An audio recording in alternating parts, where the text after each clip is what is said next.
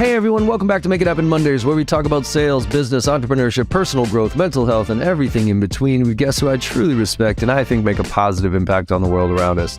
Now, today's conversation is with Drew Sechrist, the founder and CEO of a company called Connect the Dots. Now, Drew and I have more than a few things in common, with one of the main ones being the impact Salesforce.com had on both of our careers.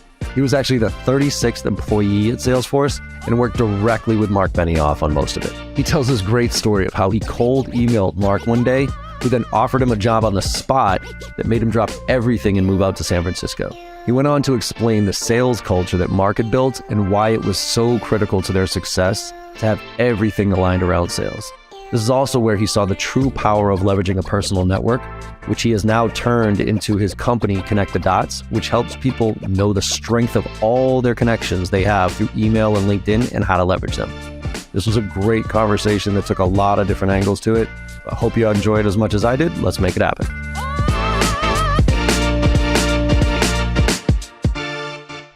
Drew, welcome to Make It Happen Monday podcast, my friend. How you doing today?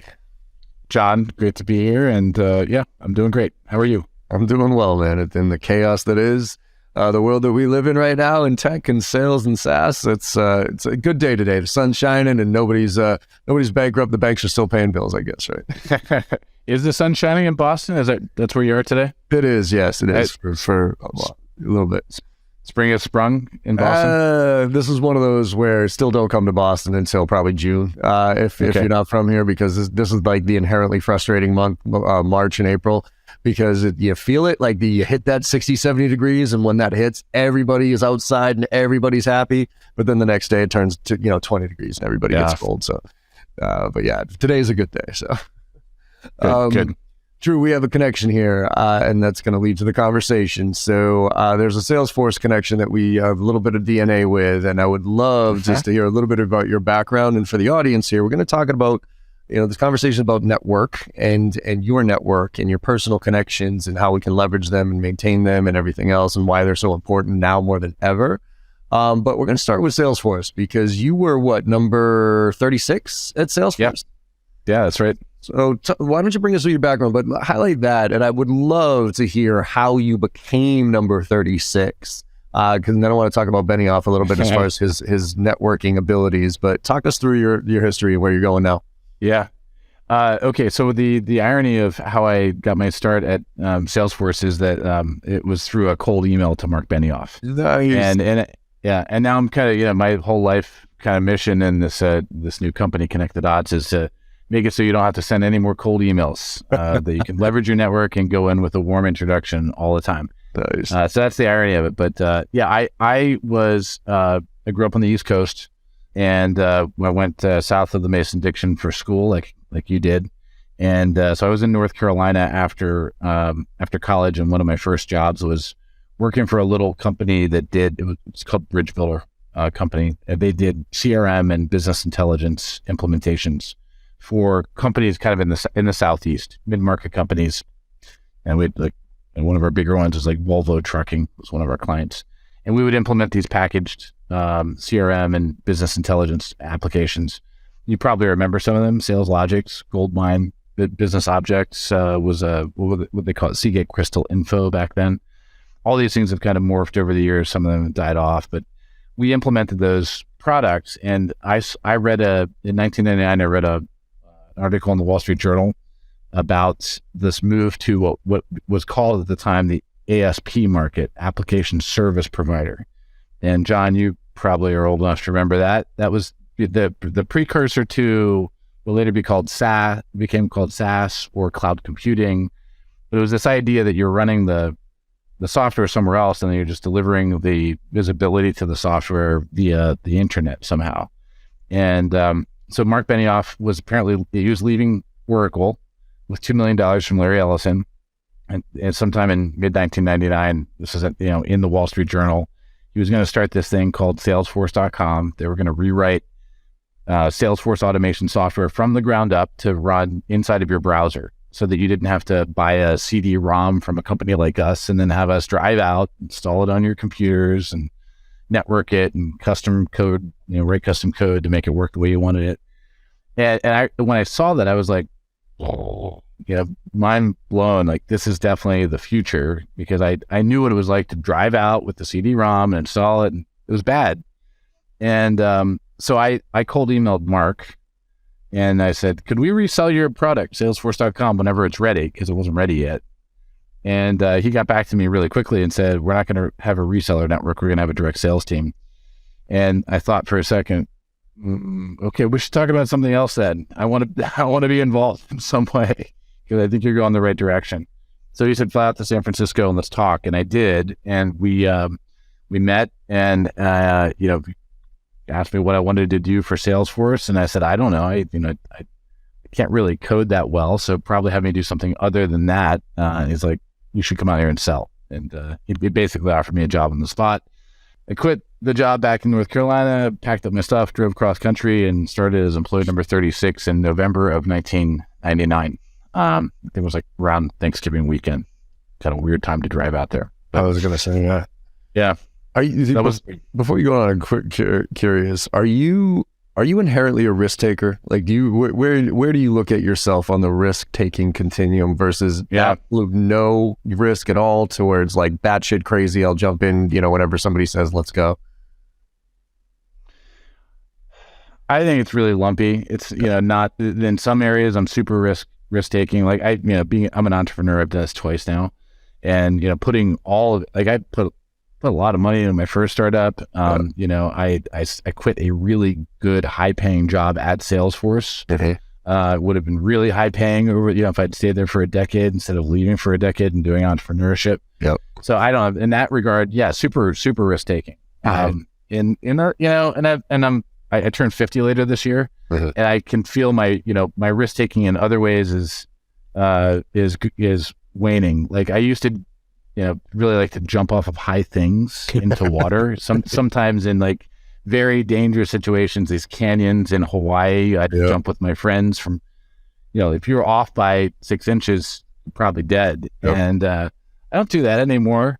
I know how badly you can get yourself hurt. I broke my ankle skydiving, Nice. and then I stopped skydiving after that. So I don't know. Yeah. Kind of lumpy. How do you evaluate risk though? Because I always say, for me, for instance, I'm a calculated risk taker, right? Like, there has to be I'm not the ultimate risk taker of drop everything, live on your parents' basement, ramen noodles type of guy.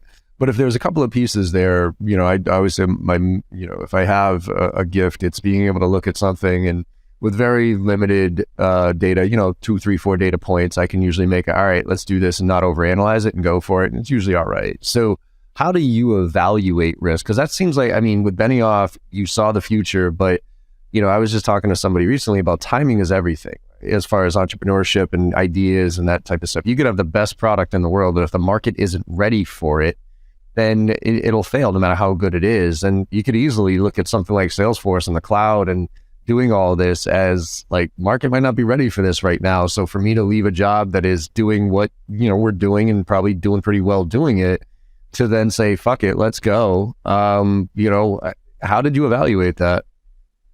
Well, yeah, I guess there's a lot to unpack there. Let me talk about the risk taking when I jumped on the job at Salesforce. There was no risk from, I was 26 years old. Yep. I was working in the provinces of technology out in North Carolina, and Mark Benioff, who had already made a name for himself, not as big as it is today, but he was doing something really interesting. And I figured this is my way to get baptized into Silicon Valley. There wasn't a lot of risk there. Okay. So I actually said, nah, that's not the risk. You got that. There was definitely risk when, 10 years later when I left Salesforce. Yeah. When you started, doing the training for all of Salesforce, that was about the time that I was leaving. And, Salesforce was really starting to hit its stride at that point. And we had to fight, for five years to just fight for survival and to define who we were and just find the market. And then, we're always the scrappy underdog. And then, but then 10 years into that, we were if we weren't the Goliath, at least we were the safe bet. Yeah. For if you were a bigger company and you wanted to do SaaS for your CRM, we were the safe bet. Yep. And so that was a great time. If you're a salesperson, that's kind of where you want to be. That's the sweet spot, right? And that's time to make money. You're going to sell a lot. You got these existing customers. You're going to upgrade that. You're going to upsell them. You're your product team is always, Mark is always thinking about the next things that we can put into the bag for the sales team to sell. So there's a lot to go back and sell them. So that was a really risky, in many ways, was a really risky way to like decide in your career, I'm going to step out, start something from scratch. By the way, it's not like I left it to start an enterprise software company. I left to start something kind of batshit crazy called Kuzu, in which I don't want, like, we don't have to talk about that one too much, but it was like a really crazy idea. It was like a science fiction project. We were trying to get everybody to put cameras in their windows facing out at the street so that we could weave that all together and create essentially what Google Street View is, except live. So imagine like everybody in Tokyo and San Francisco and New York building a crowdsourced network of cameras so you can see in real time what's happening all over the planet. So it's not like that was a slam dunk. We can definitely make this thing happen. But why did I take that risk? Well, a couple of reasons. One is I was 10 years in at Salesforce, and you get one life. And so even if things are going really great, I kind of want a variety of experiences in my life. And one of those was to be an entrepreneur. So I just had to do it. And so part of the way that I evaluated risk in that situation, which may not make me the best risk analyzer, John, but part of it was, on my deathbed, well, I'd be happy if I stayed at Salesforce for 20 years. And the answer, like, I'd be rich, but would I be happy? I probably, I think I've got a pretty high default happiness setting. I probably would have been okay, but I really wanted to be an entrepreneur. So it was just like, I got to do it. There's never going to be a good time to leave this company. It's a rocket ship, and Mark is steering it really well. So there's always going to be a ton of opportunity here. There are always going to be a lot of stock options that you leave on the table that you're going to worry about. But at some point, it's just not about the money. It's about what is the life experience that you want to go have next. Yeah. And then the other thing to just kind of pile onto that is like, I kind of kept my, from just from a personal life decision perspective, like, I am at 49 years old, unmarried, no kids. I had, I got a mortgage way back in the early days at Salesforce, for my place in San Francisco, but Salesforce, made that really easy to pay. Yeah. And so I could step out and take these risks. Yeah. I was part of it. I wasn't worried about, how am I going to, feed and clothe and educate my kids and have them, have straight teeth with nice braces and stuff like that. It just wasn't part of my consideration. So how's that? Yeah, that's good. I mean, because I always kind of look, the entrepreneurial spirit, I'm always curious where it comes from, right? Like my parents, for instance, they were entrepreneurs without me even knowing it, right? Because my mom, when I was born, I was 9 years younger than my sister.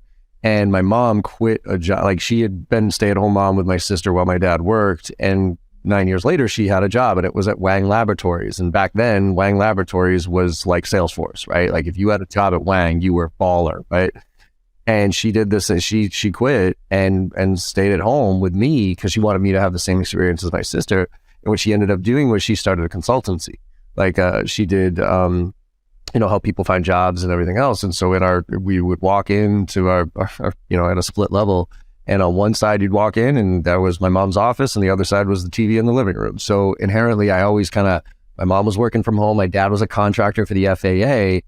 And so when I got into corporate, I liked it, but there was something off about it, and I just didn't know what it was. I didn't like being put in a box. I didn't like being told what to do. I didn't like going into the office. Like, it just didn't feel right. And I had quite frankly, startups were all for all you weirdos out in California, right? Like, I mean, I know you started here on the East Coast, but that to me was like, yeah, that is like, here East Coast, you got to, get a job, you have to do it, you have to work hard, you have to get your promotion and, just earn everything.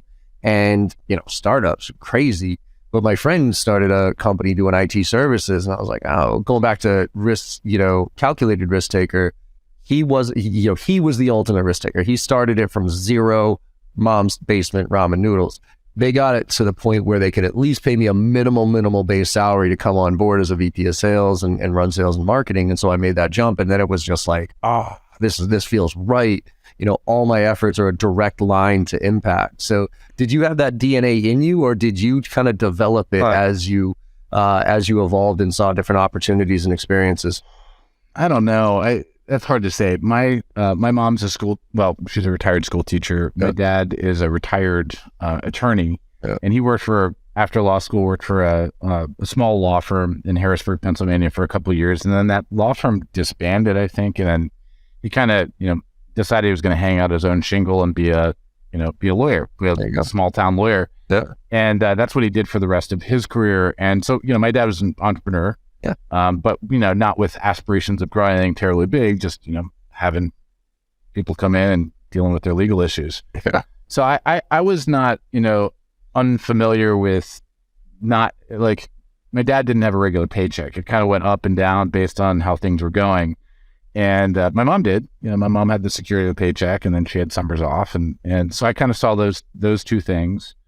And my parents, we were all pretty frugal. I'm not sure that my parents would look at my lifestyle now and say you're frugal, but I kind of am frugal in my own way, and that came from them. I definitely live within my means, and that's part of, I think, risk management too. It's like never wanted to get over my skis on personal, lifestyle costs. I always wanted to keep them low enough that if I wanted to be an entrepreneur, I could go do that, and I could eat ramen noodles and live in my parents' basement, whatever, or not have to live in my parents' basement, live in my own place, and still, still be able to be an entrepreneur. And so I don't know. Was it where did I get it from? I definitely knew I wanted to be an entrepreneur, but I'm not really sure who I looked to and said, "Wow, that's who I really want to be like." I don't know. Yeah, no, but I think that though, I think your dad with the, hanging his own shingle, that knowing that they're not reporting to anybody and they're the one responsible for it. I think inherently as a kid, you don't know what that means, but you know that they're not punching the clock every single day and somebody else's time. And that paycheck that just comes and goes. I mean, kids pick up on that. And even if they're not known, there's, my daughter picks up on the stress when things are going well. No matter how much I try to hide it, it is there, right? Because it's on conversations. It's at the dinner table. It's on your face when you come down after a day of getting the shit kicked out of you, like SVP shows. Yes. I couldn't hide that to my daughter. I was like, she's like, "What's going on, Daddy?" I'm like, how do I explain this one? Our money's safe, but all of the clients that Daddy works with right now are in a lot of trouble. Yeah, and if they stop paying us, then ultimately this could be a challenge for Daddy too. Yeah, exactly. Let me get West Coast weird for you on a second. Do you meditate by any chance? I've actually started getting into morning affirmations. So for the past about basically since the beginning of this year, I decided that I've never really been a meditation guy because I don't know why, but my brain just can't shut off. And so literally just sitting there and just listening to music, I've tried it multiple times. I just can't do it.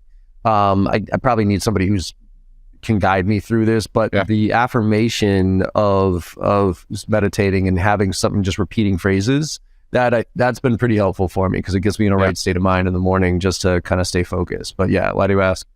Well, just because life is full of stress. It's just the way it is. And particularly if you're going to take an entrepreneurial path, you're going to have the ups and downs. You're going to have it in life no matter what. But I think the entrepreneur invites it a little bit more into their lives. Absolutely. And I've just found it super, super helpful, riding out all the bumps.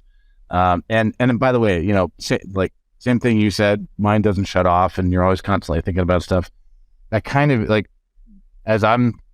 I saw Mark do this. I saw Mark, Mark was a big into meditation, and that was kind of I was from the East Coast. I had no idea what he was doing. I thought it was some sort of strange, religious thing. I didn't know what it was.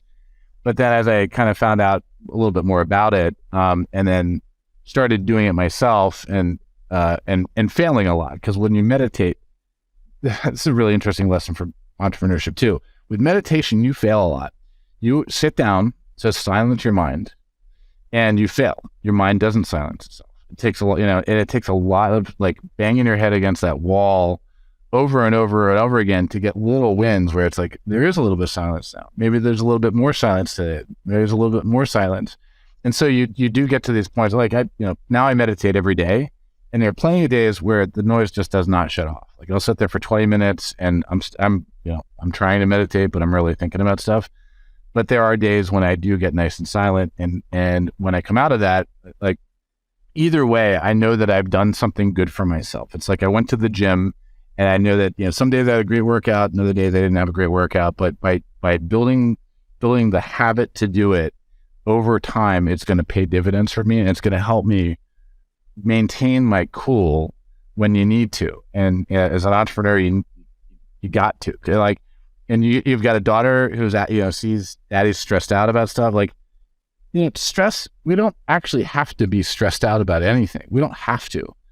Things are going to happen in the world. SVB is going to, go bankrupt and then, come back out of the grave on Monday and be just fine. And, you can ride that, your body can experience that however, you direct it. Yeah. And your reaction's probably going to be a lot of stress. Yeah. And, like that could manifest itself with higher heart rate and sweating and not sleeping well and stuff like that. But it could also just manifest itself like, hey, this is yet another inevitable wave of chaos from the universe, because that's what the universe does. Let's just ride this thing out and be chill. Yeah, as Aaron Rodgers famously said, right? Just relax. Right? It's going to be all right. I agree. I think, that's why, and the audience has heard me talk about this multiple times. I post about it too, is, I remember back a few years ago, my wife and I were just super fired up about what was going on in the election. We were all, pissed and yelling at the screen and watching news quite a bit. And I vividly remember, as my daughter was 6, I remember seeing her really pick up on all of it. And she started to get angry for no reason. She doesn't understand what was going on. So she would be short. And as soon as I recognized what was happening, I was like, whoa, whoa, whoa, whoa, whoa. And I stopped I shut off the TV and I said, sweetheart, we can't control what's up there. We cannot control what's on that television right now. We got to focus on what we can control. And it was, we brainstormed and I said, well, what can we control? And it came down to an acronym that we created called EAT, right? Which is EAT, effort, attitude, and how you treat people. So you can control your effort, how hard you work, your attitude, whether it's positive or negative, and how you treat other people. You can't control how other people treat you, but you can control how you treat other people. So now every morning we have this nice little handshake, secret handshake that we do. And it's like, all right, what can we control today? EAT, effort, attitude, how you treat people. And it's definitely a nice little reminder of, just there's certain shit you just can't control no matter how hard you try. And the harder you try, the more stressful you get. And so if you just kind of even out and realize there are things that are a lot more important in this world than, as long as you're healthy, you can support your family, you're not living on the streets, you got a house over your head, everything else is kind of table. Yeah. Like everything else kind of works itself out if you take the right attitude. I write it down. EAT. I love it. I'll actually send you one. If you can send me your address, but I even had like these little coins made up where it's EAT and then make it happen on the other side. And so I usually give these around to people who I think need it. But if you want, it's Mihaila Avramovic Četrdeset A in Belgrade, Serbia. All right, cool. I'll ship it out right now. also Miami Beach. That one's probably an easier one to send. That'll be a little bit easier. It'll be cheaper for me to send over to. But Drew, let's transition to kind of what you're doing now, because you had that company that was it Kazoo or Kozu? Kuzu, yeah. Kuzu, and then you were was it Rocket Trip? Yeah, I mean, there's a period of time in there where I just kind of I lived in Spain and kind of goofed off for about a year and a half, and then after that moved to New York and did a stint as CRO of Rocket Trip, which is really interesting company. But basically there's like in the corporate world that I lived in, and I exited when I left Salesforce in 2010. The idea there was a lot of people were traveling on the company dime, for work. You have to fly to Chicago for a conference or go to St. Louis to meet with a customer or something like that. And they had a really clever idea, which was, hey, we know that our employees are wasting money when they travel. We just know it. They're paying too much for flights. They're paying too much for hotels. Rocket Trip's idea was, what if we just split the difference with them? We figure out, set a budget for what it should cost to travel. And if they stay under that budget, whenever they save, then we'll split the difference with them. We'll actually give them cash. So, long story short, I'll jump to the punchline here. It was a really great idea, but a really hard thing to put into a product to make it a reliably useful product that would save money. So that was what I did for about a year as chief revenue officer, and then after that, I I took a little more time off again to think about what I wanted to do when I grew up, if I ever decided to grow up. And uh, I'm still not grown up yet, but I did decide what I wanted to do next, which was this thing called Connect the Dots. Yeah. And so started that company about 4 years ago. Love it. So what drove that? Because I mean, we started this before we started recording here. The whole saying your net worth is your network, right? And who you know, and Yep. it's not what you know, it's who you know. And I'm living proof of that. You know what I mean? You went to North Carolina, who probably it was a better school at the time than Maryland. I went down to University of Maryland, drank my way through 4 years college down there, and and look, I wasn't dumb. I got decent grades, but I worked my ass off. But a lot of where part of this conversation is because of the network, if you will, the Salesforce network here. So what drove you, and what did you see as a gap in the market to create Connect the Dots? Yeah. Well, so what drove me was I realized that I had this super privileged opportunity to work with the Salesforce team from, almost day one, for 10 years. I was there before we had a product that we were selling. We had a beta that we were getting people to use for free. And so we went from pre-revenue to $1 billion in revenue when I left 10 years later. Mm-hmm. I mean, who gets an opportunity like that? I mean, some people do, but it's kind of, there's a lot of dumb luck involved in that. And I feel like I did a pretty good job of seeing that there was really good opportunity at Salesforce, but, it could have gone a lot of different directions. Uh-huh. So I had that privileged opportunity to see what does that success look like? And a big part of it was the network. There's a whole bunch that goes into it, right? Mark's an amazing CEO. He just keeps constantly doing the right things. It's really impressive. Uh-huh. The product was a good product. It was the timing was right. And the culture was great at the company, where Mark was like, whatever we need to do to win customers and make them successful, that is what we do. Everybody, all hands on deck, all the time. And he walked the walk, talked the talk, and walked the walk. Whenever I asked him for an introduction to anybody that he knew, of course he was going to absolutely do it. And then he encouraged everybody else in the company to do that. And I just took it for granted, like all companies, kind of must operate like this, but it's not really the case. Everybody in the company had equity. That's important, because when you've got equity in the company, then, all the right things for the company are what you want to do. That's your incentive is, we want to make this company, big and successful, and we want to acquire a lot of customers, and we want to make them successful. And we want to help the sales team sell, and we want to help the product team with great ideas about what they should build. So that was a really fundamental thing. And because of that, and it certainly in the early days, in the later days, like Salesforce is a big company now, and any big company changes, the bureaucracy and the cultural dynamics, interpersonal dynamics change, and you end up getting these like fiefdoms, and people are not necessarily always helping each other. But in the early days, absolutely, like everybody at Salesforce was helping everybody at Salesforce. I remember, our IT guy was running around trying to find leads for the sales team because he had a lot of equity in the company, and he was like trying to here, I found another good lead for you. It was great. And let's back to the specifics on network. Well, Mark actually, can I ask real quick before you do it? Had you ever been in such a sales culture from the top down before? And the reason I ask this is because I remember when I sold IT services, so I was I did DeWalt, so that was kind of a weird, it was kind of sales with marketing, and then it was Xerox, it was a copier thing, and we had salespeople. But then when I started a company, I was one sales guy within 50 engineers. And when I started at Basho, it was like this breath of fresh air, because it was sales from the top down.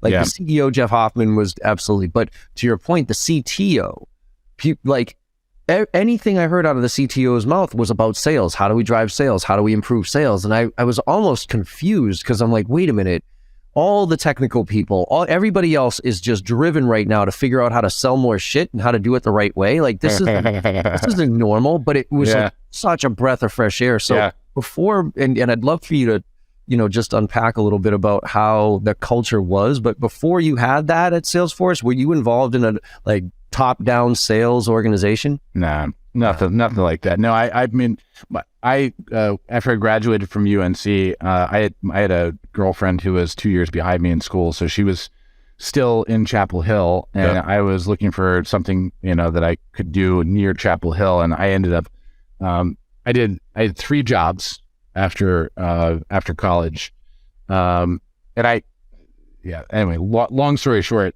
they were all small companies.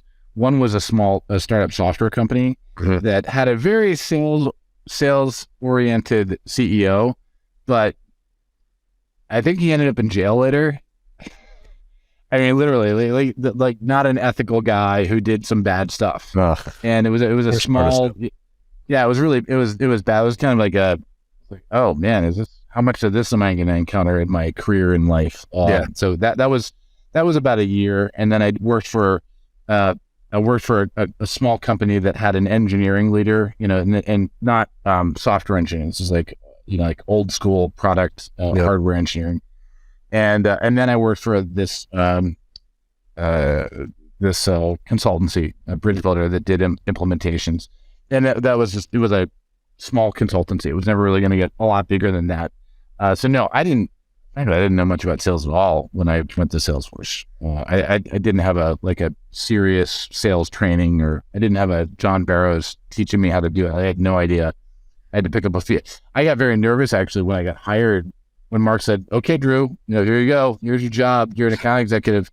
And I was like, shit, I don't know how to do this at all. Love it.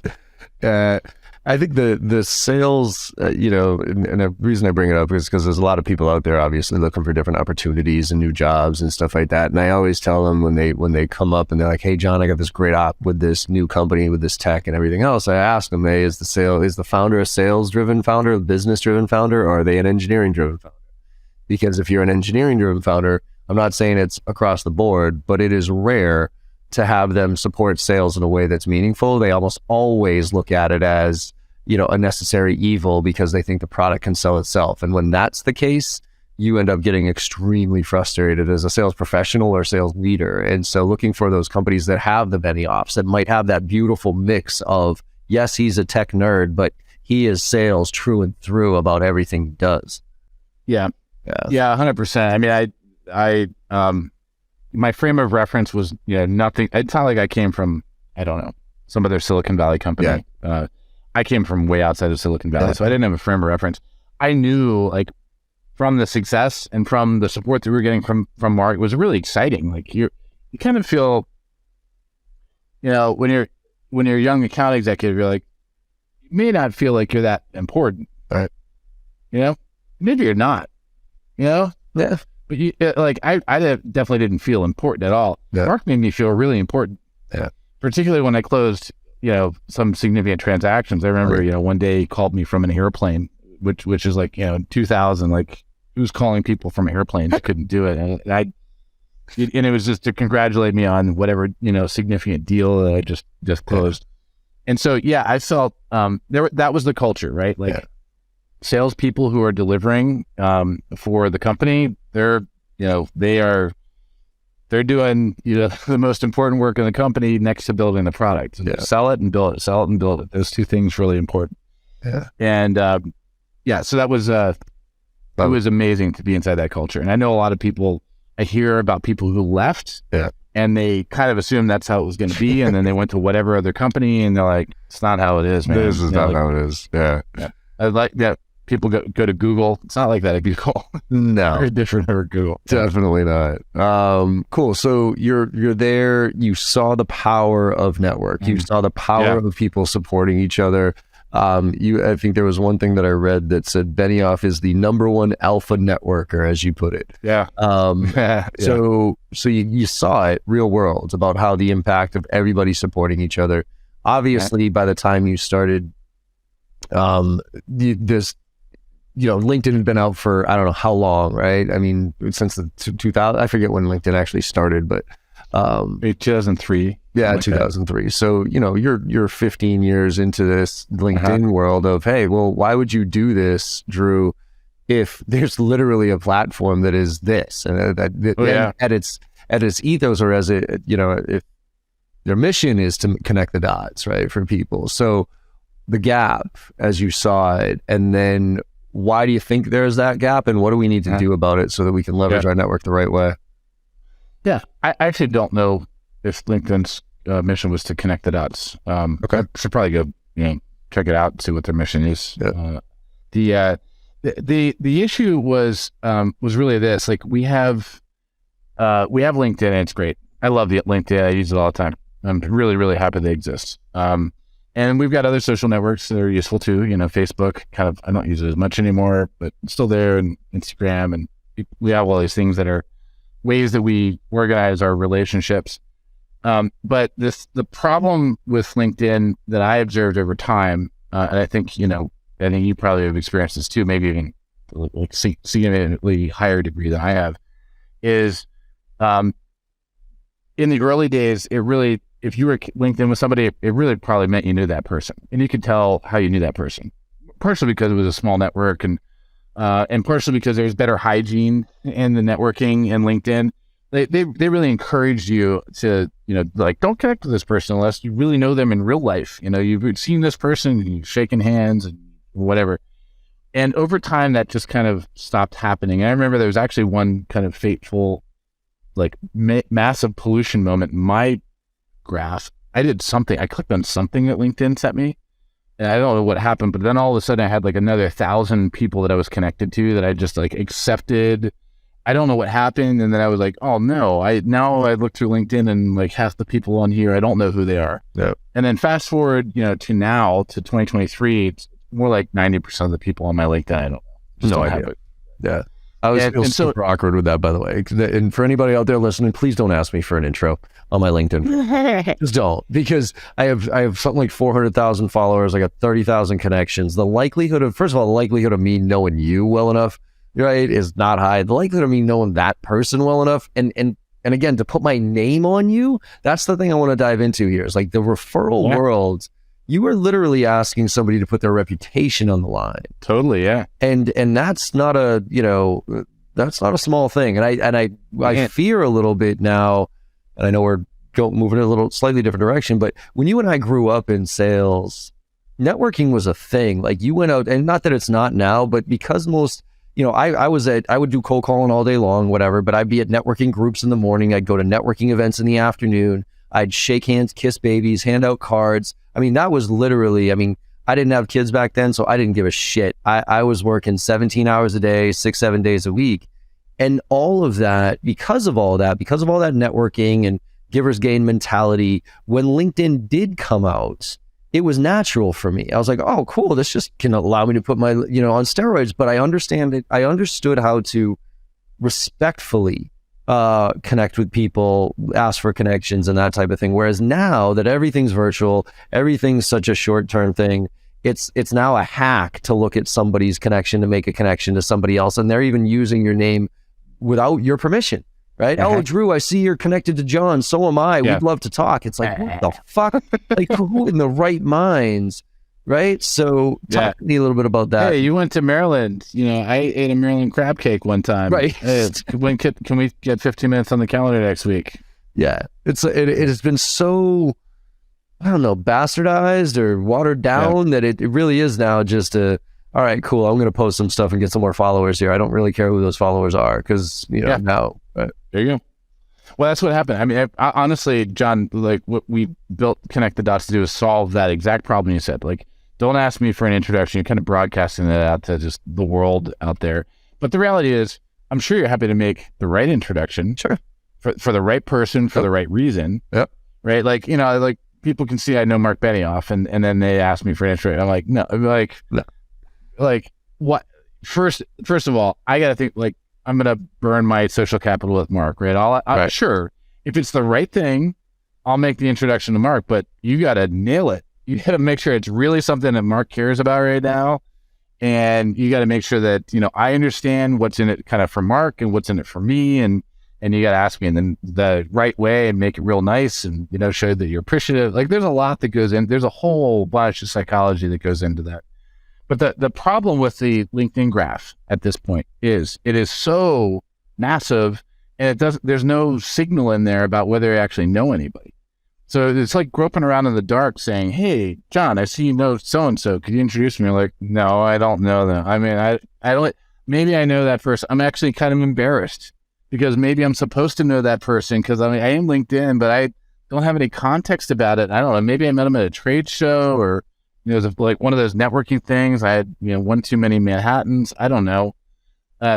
So like that's the problem that we're solving. And the missing link is what we call relationship strength. It's the visibility to who actually knows who, like how well do you know each other? So John, this is the first time we're talking. A scale of 3 options. How well do you think we know each other? One is weak, next is familiar, and the next one is strong. I would say week before this, familiar coming out of this, but it's based on this conversation, right? I mean, I think to your point, you were at Salesforce back then, I was there, so there's a loose familiarity here. Yeah. But I would venture to say in general, I would put this on the weak side, like prior to and around now. Yeah. Yeah. And I would actually say like, we didn't really know each other before this call today. Right. But although like we have a lot of people in common, like I know a lot of people and vice versa. And I would agree that, after a conversation like this, I feel like I've got a familiar, I know you well enough that like, I might actually ask you for something someday. I might ask you a favor and I'd be happy for you to ask me a favor.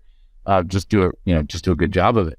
Yeah. Don't ask me for the wrong thing and make sure there's like whoever you want me to make an introduction to, or if you want information about somebody that I know, make sure that don't waste my time. Yep. And with LinkedIn, what happened? By the way, Mark was amazing at blowing doors open for me in Silicon Valley. Yeah. Right? I could use Mark I talked about Mark as like a stick of dynamite. Like I could. You got to be careful where you place it because you could blow a door open or you could blow up the entire deal and, take a lot of people out with it. Yeah. But, Mark knew a lot of people, so I could ask him for introductions when I could figure out like, hey, Mark, we're trying to break into Cisco. Do you know John Chambers? And he's like, yeah, I know John Chambers from blah, blah, blah. Okay, great. Mark, I'm going to write you an email that I want you to send to him. And, Mark over time got to know that I would write correctly. I'd write as if I were Mark, and then really, I perfected his style down to the punctuation, lack of using capital letters and stuff like that back when he had his BlackBerry. And then he would just copy and paste it and send it on. And, so I was basically the puppet master behind the scenes, getting Mark to, do the things that I wanted him to do because he had this big name and he was, he had the title and he could really get people to respond. But I also figured out how to do that with customers, figure out who our customers would know, and then I would ask them to make introductions for us. And then the rest of our executive team, any coworkers, friends, whatever, just like finding people who knew the people that you wanted to get to at companies. Whenever you could do that, there was, I don't know, 1,000,000 times better than trying to send them, get cracking cold with a cold call or a cold email. I don't know how to quantify it, but it was just like so infinitely better when you could do that. And I remember we hired, Jim Steele, I'm sure. So, when we hired Jim in, and I was part of the interview process for Jim. So I interviewed him and Mark asked me afterwards, what do you think? And I said, 2 thumbs up. He's awesome. I love him. And then, so Jim, was hired shortly after that. And he's like, Drew, thanks. I really appreciate you giving me the green light to Mark. What can I do for you? And I was like, well, here's my territory list. Who do you know at these companies? And he found somebody that he knew really well. And then he called, we got it immediately. We got an opportunity created. We closed the thing within, I don't know, a couple months, and it was like $1 million deal. And that paid off really, really well. I'd say. Do you know how much I would have gotten out of that account that year had it not been for Jim knowing the people over there? Not much. $0.00. Yeah. Like it was a, complete, like, and that happened all the time. I mean, maybe not to that level of extreme, but people buy from people. People answer emails from people that they know. People delete emails from people that they don't know, particularly now. There's so much volume well, of the cold outreach stuff. So that was the problem that we organized around to solve. And the way that we solve that, just real simply, is like when you create a Connect the Dots account, Connect the Dots is a big graph of people who know each other. Yeah. And you create your Connect the Dots account you can connect all your LinkedIn accounts. That's fine. You can import all of them, but that's just one component. The other component is all of your email history across your entire life. So every email account that you have access to now, both personal and professional, you connect those. And we've built the technology that analyzes all of the header information on all the emails you've ever sent or received. Yep. And based on like, John, if you and I have emailed a bunch, then it will calculate that we have a strong relationship. If we've only emailed a little bit, it's a weak relationship. And so that's the missing link. The missing link is like, who really knows who? Is it weak? Is it familiar? Or is it a strong relationship? And then when you have that information, you can make smart asks. I'm not going to waste your time asking for somebody, it's just a LinkedIn connection. You don't really know that person. And it also just organizes your own life. Like you actually can see, there's all those people that you've created in, as LinkedIn content or LinkedIn connections. We actually overlay LinkedIn so you can actually see, have I ever emailed with this person? Have I ever communicated with this person? That's huge. So for like, we don't call it this officially, but executives, more senior executives who have a lot of history out there and they met a lot of people, we have this, the feature that they like the best. The feature is how the hell do I know this person feature? Nice. I'm looking at their LinkedIn profile and then I can actually see, I emailed with them in 2008 about this thing. Yeah. Now I have the complete context. I know exactly who this person is. Before that, no clue. You're talking about my life, basically. I have such a bad memory when it comes to names. I always say, so you'll appreciate this one. You remember, Garth from Jigsaw, who when Salesforce bought Jigsaw, Garth was one of their founders or co-founders. I don't think I know Garth, but I will in the background check on Connect the Dots here, and I'll tell you very quickly. Long story short on this, it was I was at an AAIS or I forget what type of conference I was Sales 2.0 or something like that, and I didn't want to sit and listen to the idiot presenters like me, so I was hanging around with all the booths, and I come across this guy, and he's just like the happiest guy on the planet, right? And we just start getting into we get into like a really deep conversation, right? And it's about passion and life and all this cool shit, right? I didn't ask him one thing about what he did, where, who he worked for, any of that stuff.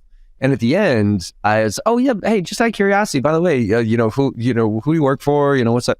He's like, I work for a little company called Jigsaw. And I had just read that morning that Jigsaw had gotten acquired by Salesforce. I was like, oh shit, man. Well, that's why you're so happy. I'm like, good for you, whatever. Fast forward, we're at Dreamforce, okay? And I'm in the mode of, I've trained Salesforce between 2010, 2017, thousands and thousands and thousands of sales reps.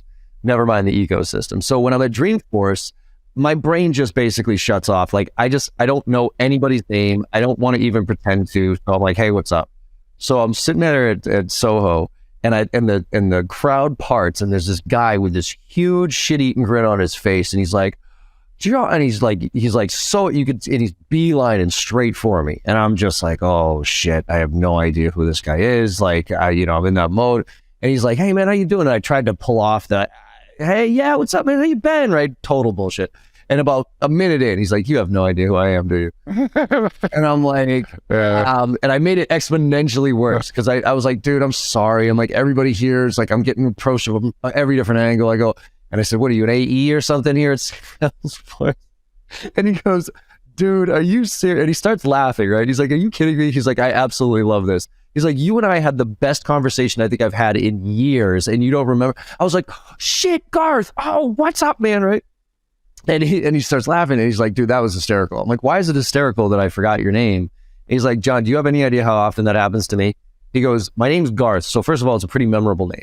Second of all, I sold my company to Salesforce. So obviously people know me, right? So I get in conversations 10 times a day where I have no fucking clue who I'm talking to. And they pretend like they're my best friend. He's like, so the fact that you did that to me is just hysterical. Yeah. Yeah. But, and, interestingly enough, I mean, he was also kind of trying to solve this problem by building a network of people. And we all have this fear. I think we all, like, Dreamforce is a kind of a frightening event for me. Yeah. Yeah. Like how am I possibly going to remember everybody's name that if you're in sales, like you and I are, it's just not possible. So I don't have the solution for that yet until we have the AR. They're coming out. You see Google got the new, like, I have been dying for Google glasses that are hooked up to LinkedIn with facial recognition and my email. So when I walk up, it's just literally like, was it Free Guy, the movie with Ryan Reynolds? Where it's like, hey, Drew, what's going on? How's your kids? Not your kids, but obviously. And that is my dream come true. But let's finish on a tactical note, because there's an etiquette to networking. There's an etiquette to approaching people. Strength of connection matters, obviously. So if you can identify that before making that, but you even talked earlier about like getting referrals to inside organizations. What is your recommendation for people who find somebody is connected to somebody they want to talk about? How should they be approaching them? And as far as you want to test them first and then write something for them, draft on behalf, that type of thing. Like where's your head at when it comes to the go-to recommendation for asking for referrals? Well, so that's a huge topic because, there are a lot of different types of people out there in the world that could, be a referral or an introduction for you. I would say, first of all, if I were in sales, I would definitely work for a company where the culture is we're all hands on deck trying to help the sales team. Everybody's making referrals whenever they can. If you find yourself at a company that's not like that, I would say probably leave unless they have just some mind-blowingly amazing technology. But otherwise leave, go find a good company that's got that culture.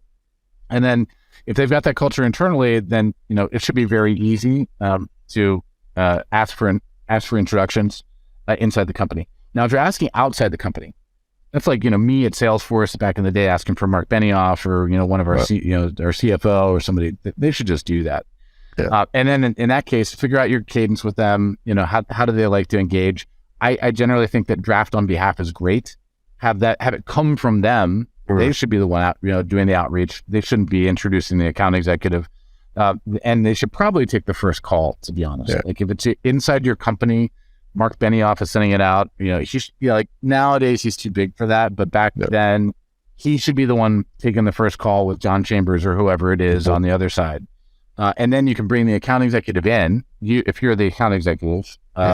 You can be brought in, you ride shotgun, and then at the end of the call, Mark's like, okay, hey, now you go run down all these tasks that we have agreed to with John Chambers here to, to go make this thing happen with Cisco. So that's inside the company. If it's outside the company, if you're asking like customers in that scenario, I would say, you should have earned it by that point. Now, if it's your customer and you did a good job, you sold them, the good product, good service, you got them implemented correctly, they're getting a lot of value from it. Hopefully you're selling your customers things that they get a lot of value out of it. They might even get promotions and things like that. You've earned it. They should be your friend at that point, your customer and your friend. And it should be pretty simple. It's like, hey, you're director of sales ops or you're VP of sales ops. And I see that you've got these, 5 people that in your network that really well, who are also heads of sales ops for companies that we sell to. Would you mind if I asked you to make an introduction to them? Because you got a lot of success, and firsthand that we're capable of, driving success for you, and we should be able to do it for them. Would you mind if I asked you for an introduction to them? And I did that all the time at Salesforce. I didn't have the tool of connect the dots to see everybody that they knew, but whenever I found out that they knew somebody, I would ask them, and I would write for them, say like, here, this is something you can copy and paste and send as your own to see if that person's open to the conversation with you. A lot of people are, they want the double opt-in. They want like, okay, fine. I will send this to my friend who's the VP of sales ops at that company to find out if they're interested in a conversation with you. And if they reply affirmatively, then I will loop you into that reply. And then you guys can take it from there. I think that's how probably most people want to do it. I do know some people who are just, they're like, I'm just going to make the introduction. And I don't know. It's not always, it's probably better to do the double opt-in, but I've also seen the other way not, work and not blow up for, in somebody's face. I do that with my team right now. My team actually because my LinkedIn connections are so pretty significant, and I engage with a lot of people, they'll go find somebody that fits the profile. They'll then go do the research on the account of why they want to talk to that person, and then send it to me and say, hey, John, I see you're connected to so-and-so. I actually wanted to reach out to them for these reasons. Could you make an intro? I'll then use that. I'll actually forward it without changing it and say, hey, Drew, you know what? Hey, it's been a while, man. One of my sales reps actually was digging around and saw that you and I are connected, prompted me to reach back out to you. He goes, we haven't chatted. Let's jump on a call. And to your point, I jump on the call first as a, hey, what's ups? And then obviously, what are we up to? Hey, and need any sales training, that I hand it off. And that's been extremely successful. Great. Yeah. The one kind of like rule of thumb I would just say is just make sure whenever you're making a request that you understand what's in it for everybody. Yeah. You know, what's it, if I ask John, you, to make an introduction to somebody you know, well, what's in it for John? Right. Is John going to look good? Like, is John spending his social capital? Yep. Or does John actually get some social capital from this? Because it's like a really good thing. And I want to put you in the position as like, John's going to look good. You know, John's going to get social capital from this. And the way to do that is the person it should be somebody you want to reach out to. Like maybe there are people you want to avoid. And so if that's the case, I might not know that. But if it's somebody you want to reach out to and you're offering them something that's like insight and potentially quite valuable for them that can really help them, then you're going to look good, right? And but if I'm not teeing that up so that it's clear to you, John, and I'm not teeing it up so it's going to be clear to the person I'm asking for the introduction to, then I shouldn't be doing it. I got no business here. So one of my favorite introducers of all time is he's an investor at Bessemer, and he was on my board when I was at Rocket Trip. And he always thinks about it like this. He's like, I feel like if I'm going to do it, I need to feel like I'm doing a favor for both parties. Yeah, I love it. Yeah, you need to, because if there's nothing in it for them, I mean, what's the point? So that's that, put yourself in somebody else's shoes, what you're asking for. Because to your point, I don't think people realize, especially who've been in business as long as you and I do, like those cash in those chips, like those are valuable fucking chips. And I'm not going to cash one in for somebody I barely know who's done no work and is looking for the easy way out. Like I will not, I just straight up say, I'm like, sorry, I'm not going to refer you. Even if I do though, the person, because you didn't put any fucking effort into it. Or to your point, make it easier for me, right? Like have a list of companies that you're trying to get into. Tell me which ones, ask me which ones I have connections with. Then go do, and then I'll check off some boxes. Then you go do the homework of why you want to talk to them and then send me that email. But it's not, I mean, that's why I was going back to the beginning of this conversation as far as I think the laziness factor of truly understanding the value of that relationship that somebody has is not something that they're just going to give freely to a sales rep. Yeah. Awesome. Yeah, and do the work. I remember like when I would write an email for Mark to send to somebody, that could be days.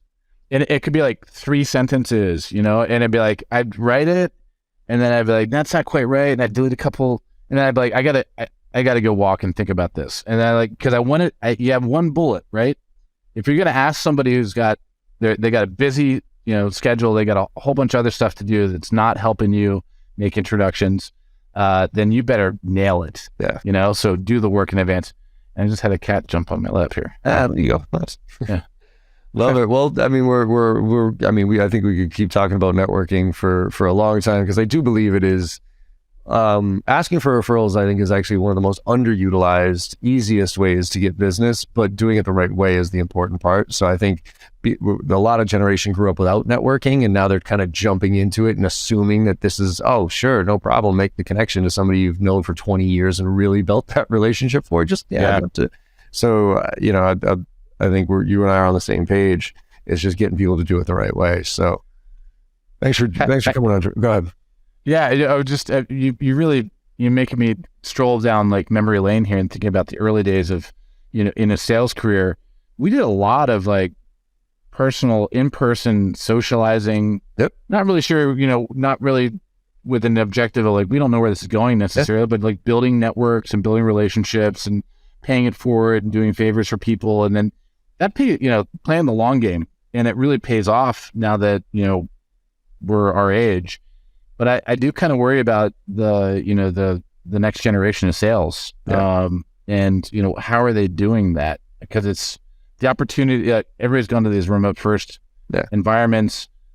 We really bonded over drinks and happy hours and dinners and traveling together and stuff like that. And where is that?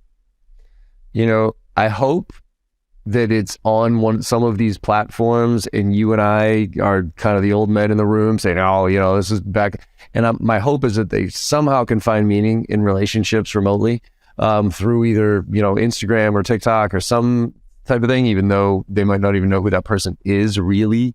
So I hold out a glimmer of hope, but I am concerned, just like you, that even being, forget about networking for a minute, even just being in the office the first few years as a sales rep and being in that bullpen and listening and picking up through osmosis, like there's just something about that you can't beat. And going to networking events, but to your point, I had an agenda. Obviously, I was trying to meet as many people, but I wasn't there to sell. I had that mentality of how can I help other people? Like, what can I do here? And yes, if it happens to come up with what you need as something I have, let's definitely dive into that. But I'm trying to make sure I am connected with as many people as I possibly can and do as many favors as I possibly can. So eventually, one day I can cash those, in. And it's not because I'm keeping score. It's just when you have that long-term mentality, you can lean back on your network when you have to. And that is critical when you have to, especially in times like right now. Yeah. Totally agree. Awesome. Totally agree. Cool. Well, I appreciate you coming on, Drew. This was a fun conversation. Tell people about Connect the Dots. Where do you want them to go? Where can they learn more? Because I'm a big fan of what you're doing. I think a lot of people should check it out here. Yeah, real easy. It's our website is ctd.ai, like connectthedots.ai, ctd.ai. And we actually just took the waitlist down. There was a waitlist for a long time. And now you can go create your account right away. And if you want to reach out to me for any reason directly, I'm drew@ctd.ai. Perfect. Awesome, Drew. Well, thank you again. And hopefully everybody got something out of this conversation, made them think a little bit different so that they can go out there and do something differently and maybe respect their network a little bit more. So I appreciate you coming on there. Thanks a lot, John. Had a lot of fun.